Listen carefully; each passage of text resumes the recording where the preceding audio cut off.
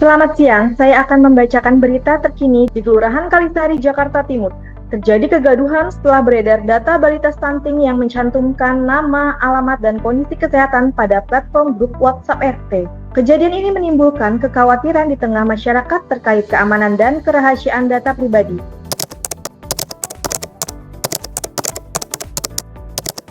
Terima kasih Bapak Ibu yang sudah hadir pada rapat hari ini menanggapi berita saat ini terkait bocornya data balita stunting. Kita akan langsung bahas saja ya Bapak Ibu. Jadi ada data balita stunting yang bocor di Kelurahan Kalisari. Dan ini sudah jadi masalah serius Bapak Ibu. Karena banyak orang tua yang komplain terkait masalah ini.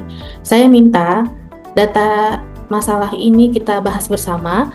Mulai dari PPAPP, silakan Ibu El Khairat. Izin, Bu, ini menurut saya bukan hal kecil ya Bu, ini data anak-anak. Nama, alamat, kondisi kesehatan itu menurut saya data sensitif. Nah, kalau sampai bocor, ini bisa berdampak ke perlindungan anak Bu. Baik Bu, kami paham, tapi data itu memang dipakai untuk program penanganan stunting. Saya ngerti, tapi Bu, ini menurut saya tetap nggak bisa dibuka sembarangan Bu datanya. Jadi gini Bu, di lapangan tuh ya, kami sebagai ahli gizi itu butuh data lengkap. Tapi kalau sampai tersebar ke publik itu jelas suatu masalah Bu. Ini masalah bagaimana cara kita mengelola data sebagai ASN. Data dikumpulkan sampai dipublikasikan, semua tanggung jawab kita bersama, Ibu. Betul Pak, tapi sekali lagi kami di sini hanya menjalankan laporan. Justru itu Bu Alif, harusnya ada batasan. Tidak semua data bisa dipublikasikan. Baik, saya rasa kita tidak perlu saling menyalahkan ya Bapak Ibu. Yang jelas, dalam sistem kita ini masih ada celah. Saat ini kita masih menggunakan spreadsheet untuk publikasi data, sehingga keamanan data kita ini belum sepenuhnya terlindungi Bapak Ibu. Kalau boleh jujur nih ya Bu, kita tuh belum terlalu paham nih Bu soal privasi data. Aturannya juga belum jelas, tapi sistemnya juga belum aman.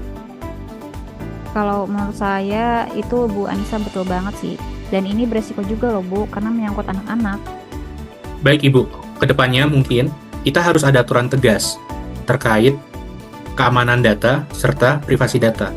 Selanjutnya, sistem keamanan kita diperbaiki agar data balita stunting yang terlanjur terpublikasi di grup RT itu bisa kita minimalisir atau kita hilangkan.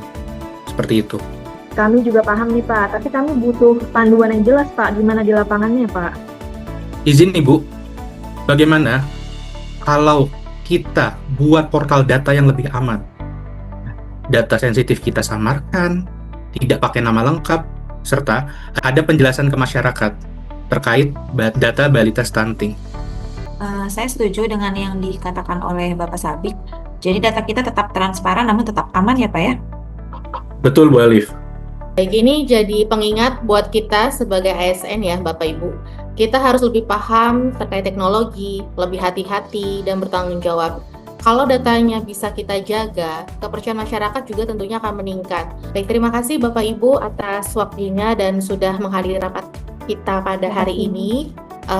Semoga kita semua dalam keadaan sehat selalu. Terima kasih, selamat siang Bapak Ibu.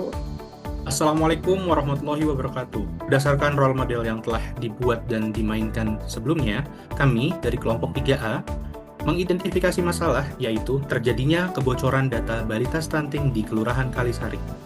Kaitan dengan manajemen ASN, 1. Kompetensi ASN, dalam hal ini sumber daya manusia. ASN harus punya kemampuan mengelola data dan paham privasi. DKI Jakarta, Smart Governance. ASN berakhlak. Bangga melayani bangsa.